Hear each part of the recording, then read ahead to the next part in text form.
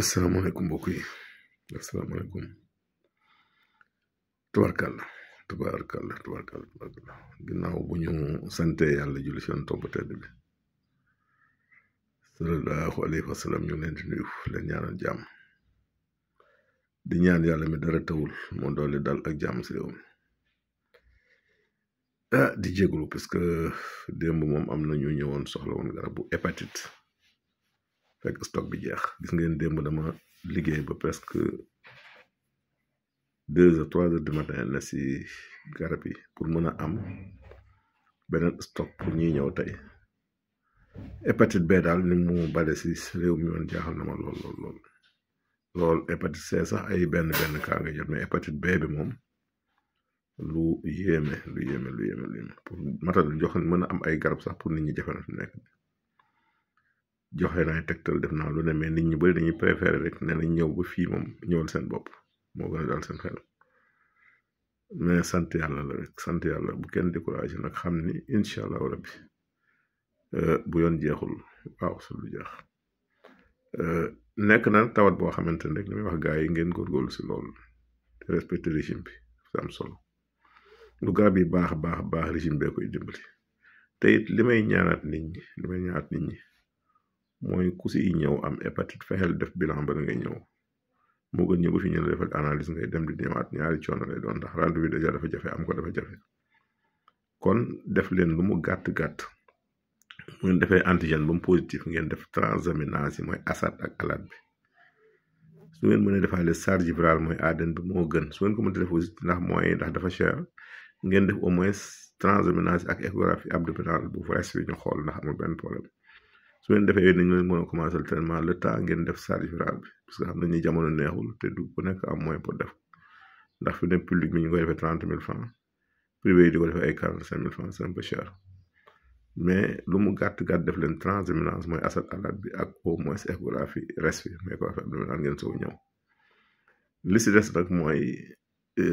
jéem a sabablu rek xam ni hépatite li ma leen wax toujours faj mi yomb na yombul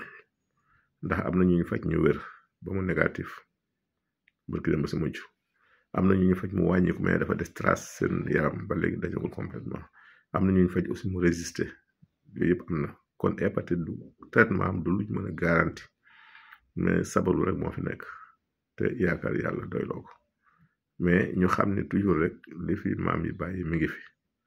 ndax garab moom li mën di wax ne buñ nee leen 300 000 espèces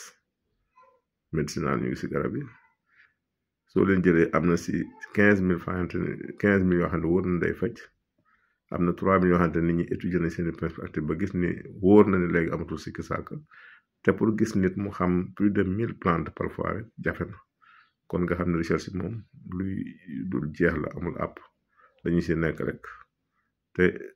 dëkk si mais kenn mënu ko jeexal garab yi fi mu nekk nee naa leen li ma xam si ay garab yi ma waxagul nit ñi moo ëpp li ma jot a wax si fukki at ak ñeent yi ma def fukki at yi ma def Sen TV ak it lu ëpp lool ndax avant Sen TV jaar na seen télévision daana fi def émission ak jàngal pajam si RDV